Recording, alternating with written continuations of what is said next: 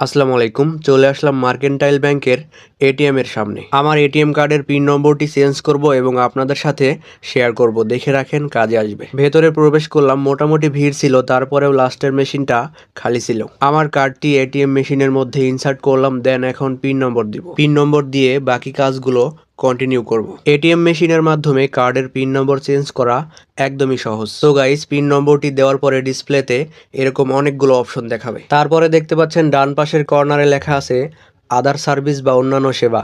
এখানে ক্লিক করব। তারপরে ডিসপ্লেতে এরকম কিছু অপশন দেখাবে।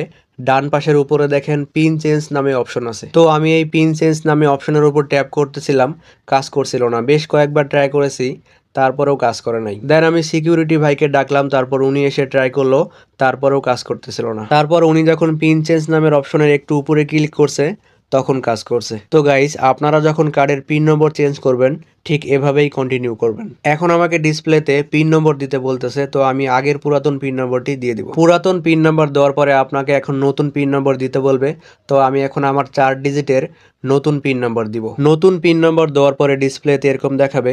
তারপরে আপনাকে নতুন পিন নম্বর আবার কনফার্ম করতে হবে। নতুন পিন নম্বর দ্বিতীয়বার দেওয়ার পরে ডিসপ্লেতে এরকম দেখাবে এবং মেশিন থেকে পিন চেঞ্জ করার একটা রিসিপ্ট পেপার দিবে। তো গাইস, এই যে দেখেন আমার পিন চেঞ্জ করা সাকসেস। এখন মেশিন থেকে কার্ডটা নিয়ে নিলাম। তো গাইস, আমার কার্ডের পিন নম্বর চেঞ্জ সম্পূর্ণভাবে হয়েছে।